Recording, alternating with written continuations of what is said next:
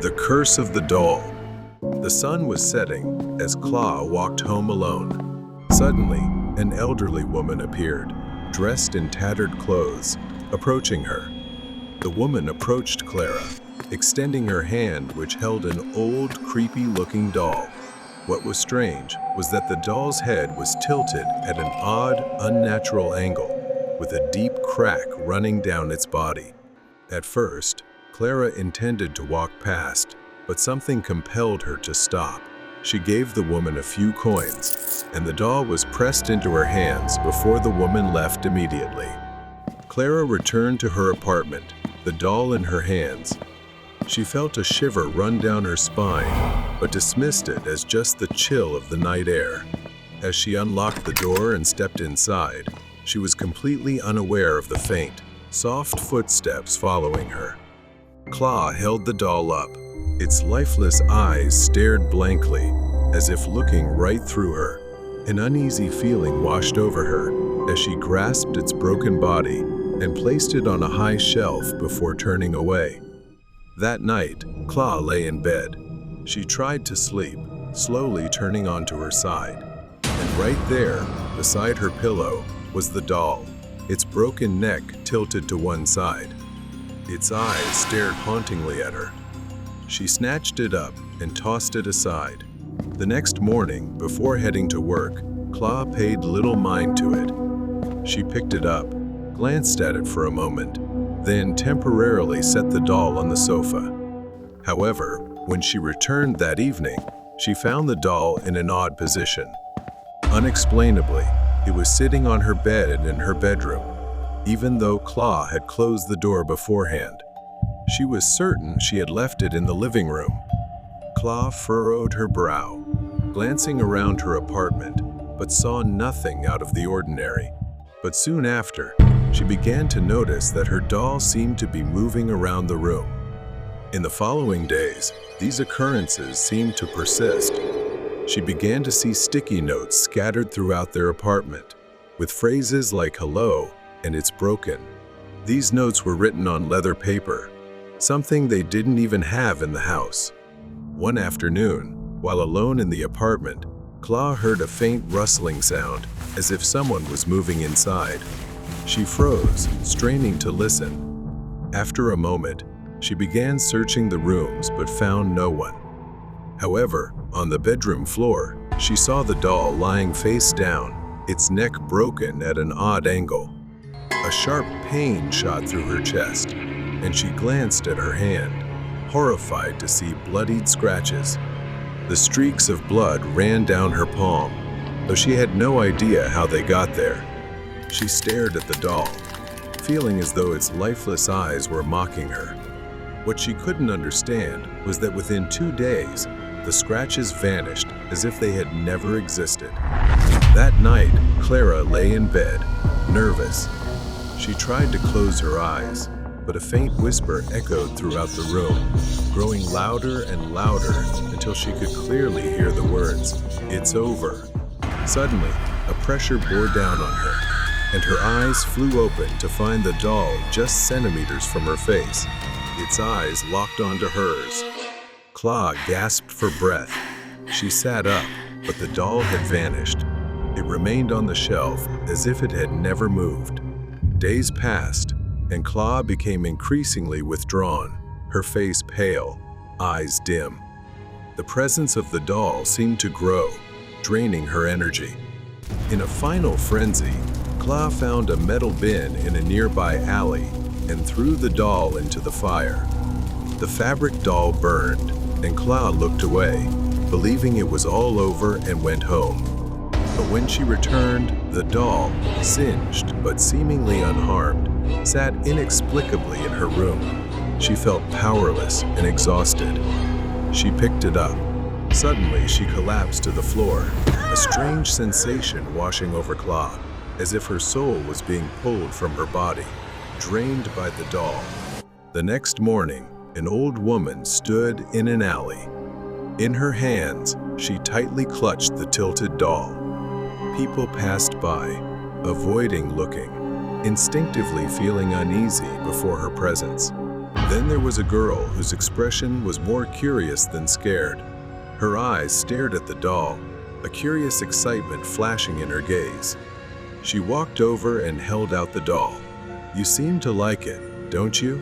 She held out her hand, almost reaching for it before she pushed it away like she always did. She was excited to have it.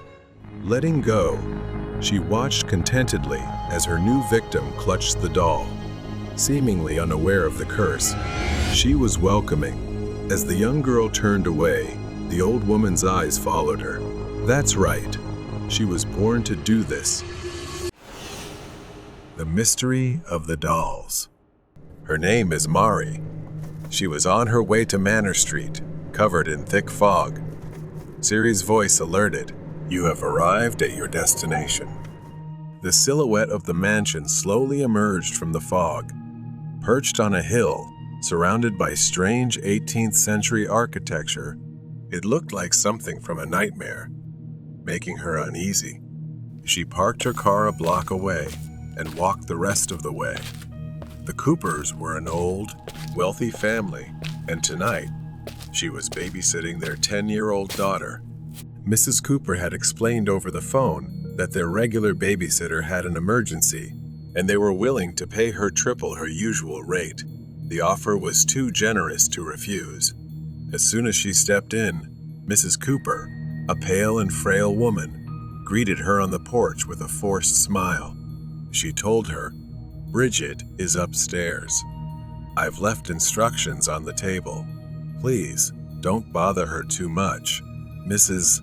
Cooper kept glancing around, as if there was something she couldn't tell Mari. Mari walked down the dark, seemingly endless hallway. She followed the instructions left for her, leading to the room at the end of the corridor. When she entered, she saw Bridget sitting in the middle of the room. Her large black eyes seemed too old for her face. She was clutching a porcelain doll, its face eerily lifelike. She greeted Bridget, but Bridget remained silent, her eyes fixed on the doll. The room was filled with dolls, porcelain faces, shiny hair, all meticulously arranged around the room. Mari shuddered at how real their hair looked. She tried to engage Bridget with stories and games, but the girl remained eerily silent. Hours passed in strange silence until finally, around 10 p.m., Bridget said she was sleepy. Mari led Bridget to the bedroom, and that's when she noticed something was wrong. The girl began moving toward the dolls, saying, "They are my slaves." She could hardly believe her ears. She never expected something like that to come from a child. She knew she needed to keep a closer eye on the girl. By 2 a.m., she had dozed off on the couch. A sudden noise startled her awake. She groggily rubbed her eyes, trying to make sense of everything, when she realized someone was standing behind her. She thought it was Bridget. She couldn't believe her eyes. The girl's face was twisted, her features deformed, aging grotesquely. She clutched the doll tightly in her hands and muttered, "I like your eyes. I will have them." Fear gripped her as Bridget lunged at her with an unnatural strength for a child. She fell to the floor, the weight of Bridget's small body pinning her down. She screamed in vain as Bree's hands scratched her face. "I will take your eyes," Bridget hissed, her voice rasping as if it belonged to someone else. The girl began pulling at a handful of her hair wildly, gleefully. With all her strength, she shoved the child off. She ran down the long hallway, glancing back to see Bridget enraged, chasing her madly. In desperation, she grabbed a decorative figure from a side table and hurled it at Bridget. It struck her forehead, and Bridget screamed in pain, staggering back. But it wasn't enough to stop her. She ran until she burst through the front door, flagging down a passing car. The driver, alarmed by her disheveled appearance, helped her get to the nearest police station. When she returned to the mansion with the police, the truth revealed was more horrifying than anything she could have imagined. Bridget wasn't a little girl. The woman she had been babysitting was a dwarf, Mrs. C.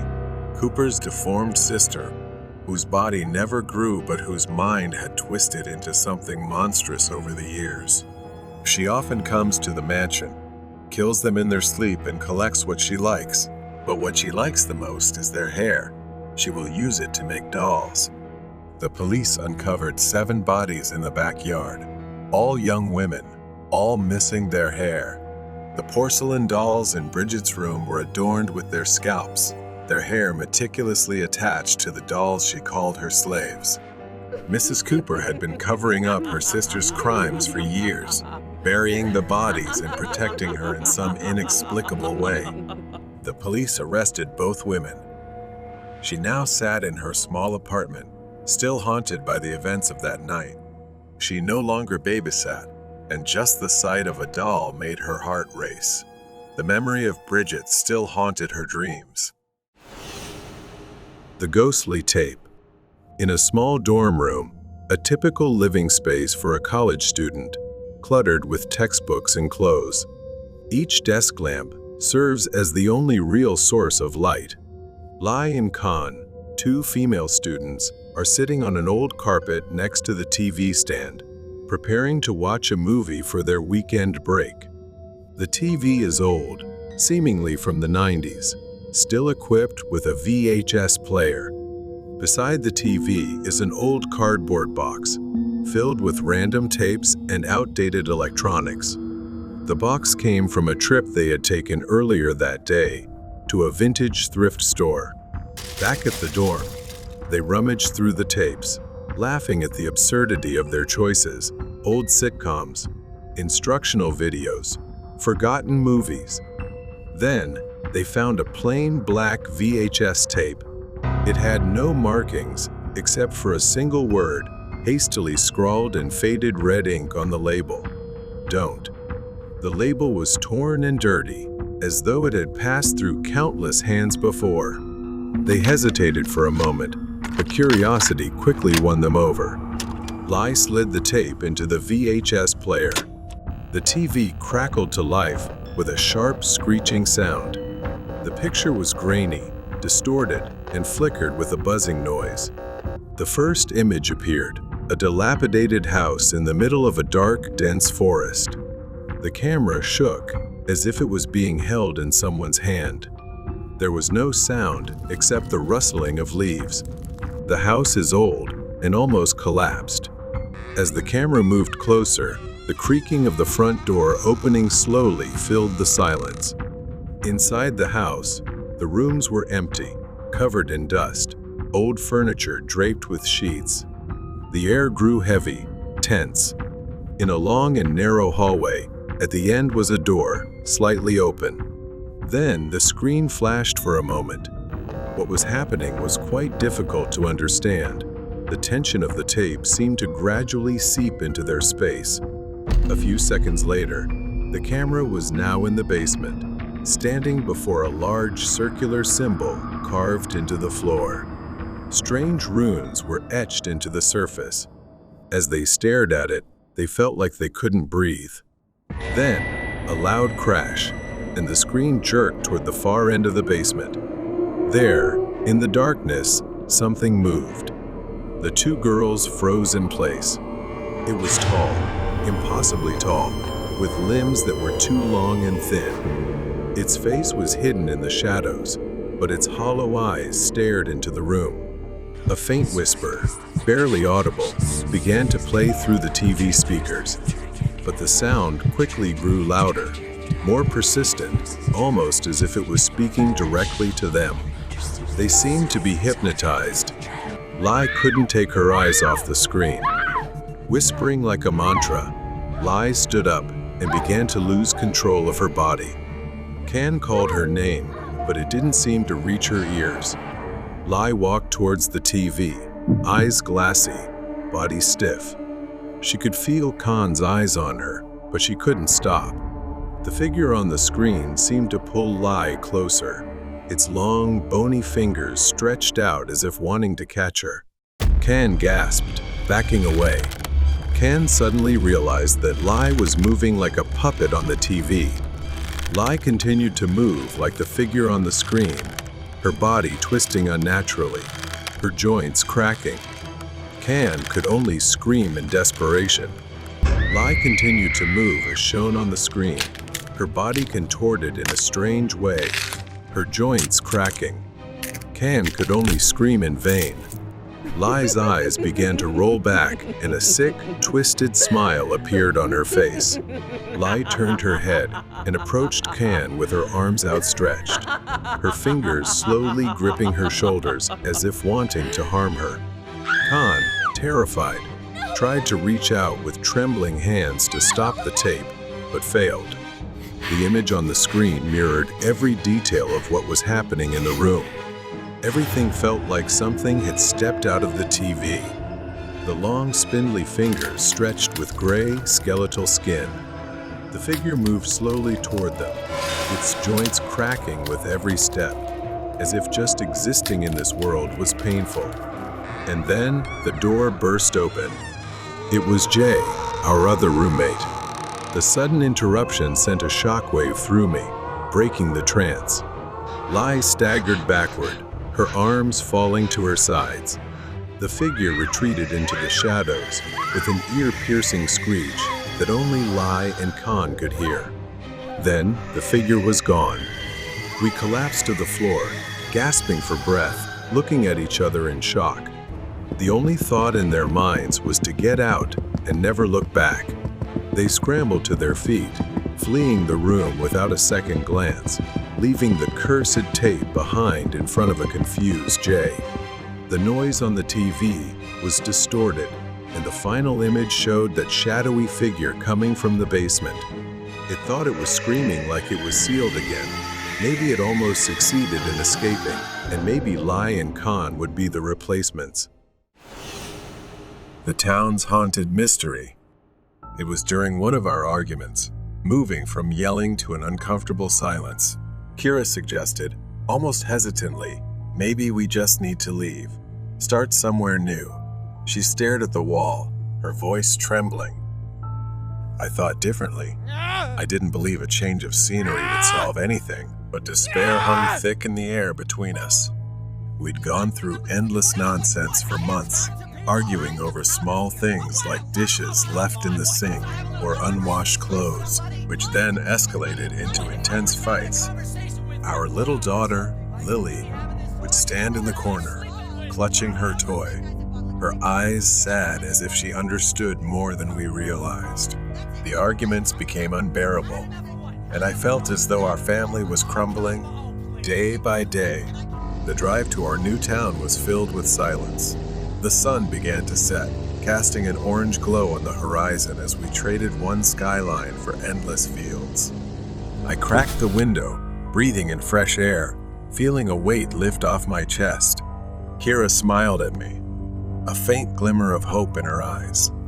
Eventually, we drove up to our new house. It was a small, cozy old building nestled among others on the street. As we unpacked, I felt a flicker of hope. It was the first time I saw her. Margaret, an elderly woman in a sweater and long skirt, stood on the sidewalk. She waved as she saw us, holding a plate of cookies to welcome us to the neighborhood.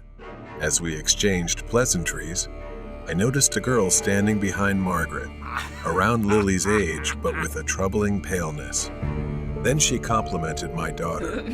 I replied, trying to smile politely, but something about Margaret felt strange. Her enthusiasm was odd. Suddenly, she turned serious, mentioning a certain well. She began to tell me about a wishing well in town, urging me to bring Lily there, assuring me she would love it. A wishing well.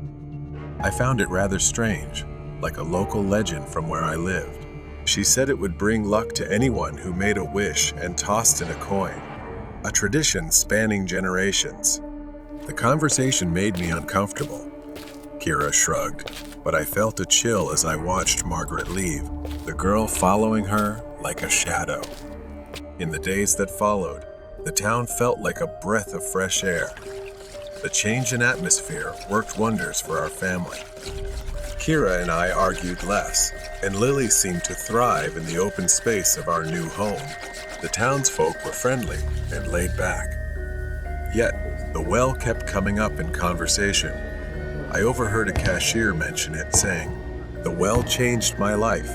At work, my coworkers talked about it as if it were some sort of miracle. Finally, one night, I mentioned it to Kira about everyone's obsession with this well. She just thought it was probably one of their local traditions. But the unease grew heavier. The atmosphere at work changed. My hours were cut, and coworkers became distant. It felt like something was pressing down on us, suffocating us. Kira's mood turned dark, and we argued over trivial things again. One night, I was wandering through the forest. I stumbled upon the well. It stood ominously in a clearing, its stone walls oddly slick. I could feel the weight of the town's tradition pulling me back. What if I made a wish? Desperation clawed within me. I approached the well, heart pounding. I had nothing left to lose. I pulled a quarter from my pocket, thinking of my family, of needing things to get better. I tossed the coin in, wishing for things to improve. A silence fell over me as I turned to leave. At that moment, Margaret appeared, her smile wide and unsettling. "You made a wish, didn't you?" I nodded, feeling a mix of hope and dread rising within me. She simply said, "It will come true," and then smiled, walking away. The next morning, I woke up to the familiar warmth in bed. Kira lay beside me, her face peaceful. I glanced around, feeling a weight lift from my chest. I had a strange feeling of hope, as though everything was falling back into place. Breakfast was a cheerful event, laughter filling the room. It felt like the burdens of the past had been lifted. We were happy, almost too happy. But a small part of me felt something wasn't quite right. And everything from that day began that night. While lying in bed, I couldn't escape the feeling of insecurity. Something is wrong. Lily's scream broke the silence, and I rushed to my child's room. Lily trembled, her eyes wide open in fear as she cried and pointed to me that there was a monster in the window. I hurried to the window, pulled back the curtains, but there was nothing there. Just the empty street and the trees. What is happening? I whispered to myself, feeling panic rise within me. I turned back to Lily, who was still staring at the window, pale and terrified. I stood frozen, trying to comfort her in my arms, though the unease gnawed at me. I stayed up late that night, with Lily between Kira and me. Kira, exhausted from sleepless nights, drifted off, leaving me on high alert. The following days were a chaotic mix of anxiety and paranoia. Lily's nightmares became a nightly occurrence, and each time, I found myself jolted awake by her screams. I tried to distract myself with errands around town, but whispers seemed to follow me everywhere I went. The locals had hollow smiles, with something in their eyes I couldn't quite identify. It felt like the whole town was watching me. "Everything will be fine," a cheerful cashier said as I bought groceries, but her smile felt like a mask hiding something sinister. "Just make a wish by the well." I never wanted this nightmare.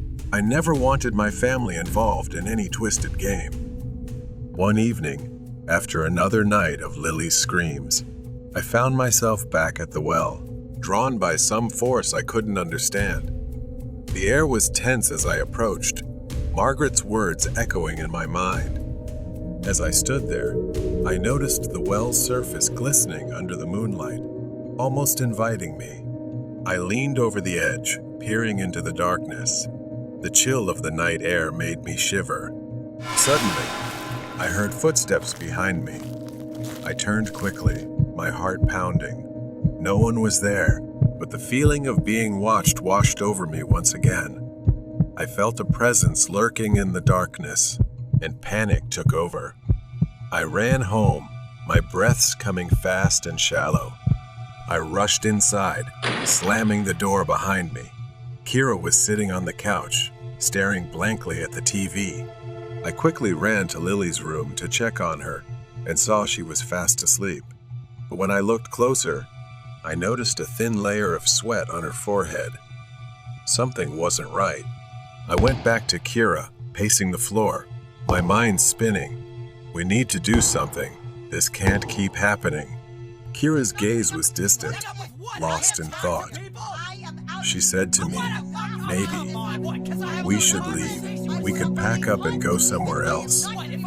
"No," I snapped stubbornly, feeling the weight of despair. "We can't keep running. We need to find a way to fix this." That night, I decided to confront Margaret. I needed to know the truth. With my heart racing, I left the house and headed to hers. As I approached, the atmosphere changed. I knocked on the door, fear rising within me. She greeted me with a smile that seemed friendly, but it didn't feel genuine at all. I desperately told her I needed to know what was happening. Her expression turned serious, her eyes narrowing. "You know, wishes come with consequences," she said softly. Leaning closer, "You wished for things to be better, but what if there's a cost?" I felt myself unraveling as she kept talking about what I had lost. She tilted her head, that predatory smile returning. "It's not always clear. Sometimes you get what you wish for by sacrificing something else, something precious." I stumbled back, wondering if I had traded my daughter's happiness for a hollow life. When I returned home, I found Lily in her room, but she wasn't the girl I once knew. Laughter seemed to have been replaced by an eerie silence. She looked at me with hollow eyes, like an empty shell. Regret weighed heavily on me. I had wanted to fix everything, but I had only made it worse, foolishly believing in something dark and twisted. I returned to the well, desperate to undo my wish. I knelt by the edge, staring into the darkness. "I want my daughter back. I didn't want this to happen." But the well remained silent. Days passed, and our home became like a prison as Lily worsened, her strange behaviors leaving me helpless and heartbroken, unsure of what to do. Every time I went outside, those around me kept smiling, but their eyes hid a secret, a dark truth I could never grasp. They too had made their wishes, and I was just another pawn in their game. In the end, I made a decision. I would play the game, just like Margaret had. I would find another family and make them wish, too, to replace my daughter. As I walked through the town, I spotted a family moving in down the street, a young couple with a little girl who looked just like Lily. I approached them, a smile spreading across my face. "Welcome to the neighborhood," I said, hiding the darkness within. And no, with a new cast in the pipeline. Maybe the darkness had clouded my vision and taken over. I didn't know when this would end or if there was any escape. The girl looked up, her eyes bright and full of life, unaware of the fate that awaited her. Perhaps I had to be the villain, to save my daughter, my family. Ghosts at the theater. Jane was a beautiful woman. She often filmed famous or mysterious locations with her crew, doing whatever it took to gain fame. Today, Jane was standing in the bathroom of the Birdcage Theater, also known as the Birdcage Theater in Arizona, which was now out of operation. Surrounded by whispers about the past, she looked in the mirror and applied lipstick with excitement welling up inside her. Hundreds of thousands of followers are waiting for her latest video, and she plans to take them on a dramatic journey about the haunted history of this famous theater. It is famous for its cruel history of violence and death. As she leaned closer to the mirror, something blurred at the edge of her vision. An indistinct shape hovered behind her. Startled, she screamed and quickly turned back to look.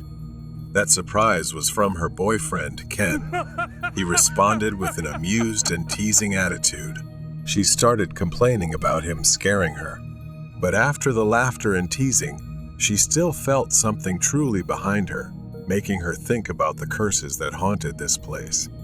Ken set up the phone, urging her to start recording, and Jane was ready to begin.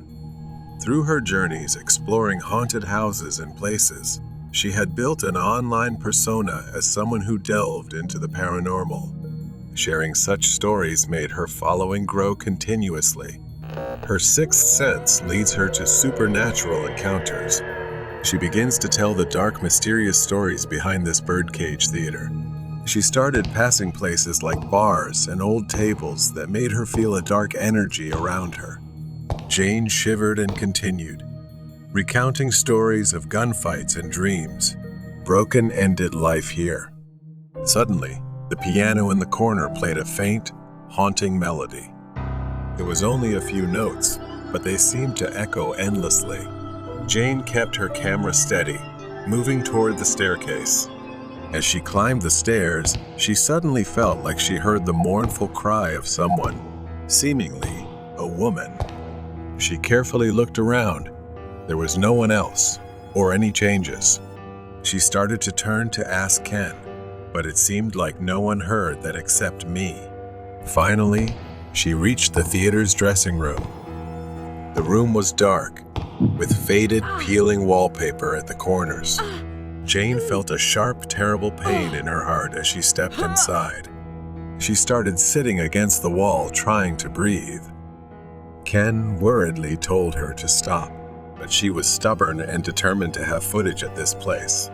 Jane begins to recall the tragic gossip story of Margarita, a dancer and aspiring actress. She is in her prime. She was murdered by her own colleague in this very room. She was stabbed through the heart with a high heel by someone envious of her success. It was said that her spirit haunted the room, seeking revenge or even a way to live again. Despite the lingering pain, Jane was intrigued. She was a bit scared, but couldn't ignore Margarita's ghost story. It would complete her video perfectly. She returned to the bathroom to prepare. When she stood in front of the mirror, something was different. Jane leaned closer, squinting into the darkness. That's when she actually saw something. A ghostly figure stood behind me, his face pale and painted, his eyes sunken and dark. She wore an old dress, her expression a distorted mixture of longing and anger. I feel like maybe it's Margarita. She quickly raised her phone to record a video. The pain returned, piercing her chest like a blade, but Jane persisted in capturing her reflection on the glass. After a while, Ken didn't see Jane anywhere. Worried, he went to check near the restroom. The door was wide open, and he saw Jane acting very strangely. He was shocked to see Jane standing in front of the mirror, talking to herself, and he asked if she was okay. She slowly turned to look at Ken from head to toe and said, "Who are you?" Her words sounded strange, foreign. Her eyes widened in confusion. He chuckled awkwardly, thinking I was pulling one of my usual dark jokes. Clearly, there was some truth being overlooked. Ken led that girl out of the theater, unaware that his real girlfriend was trapped in the mirror, freeing a vengeful spirit. Jane was bound to this place with no escape. She screamed, but her voice was swallowed by the darkness. Unheard, she felt the weight of centuries pressing down on her. She was trapped. Perhaps she had been possessed when Jane started filming Margarita. Margarita had stolen Jane's life and identity, and now she was out in the world, free to pursue the fame that had been taken from her long ago. In the days that followed, Jane's social media was filled with increasingly strange and terrifying posts. Her followers loved the change, but no one knew they weren't following Jane, they were following Margarita, who was dead and now replacing Jane. Vengeance of the Soul. It was Saturday night, and Hannah was still at her university library, finishing a project due next week.